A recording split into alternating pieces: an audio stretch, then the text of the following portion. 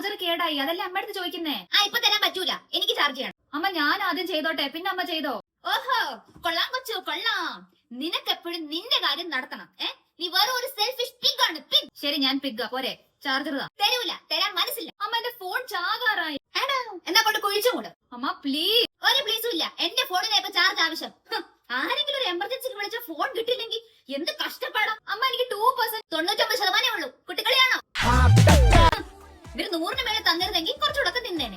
Sorry അമ്മ, അത്രയും കുറവാ ഞാൻ അറിഞ്ഞില്ല. അത് വളരെ കുറവാണ്, ലൈക് 2 കുറവ്. അമ്മ ഫുൾ ചാർജ്, ഫുൾ ലൈക് 110.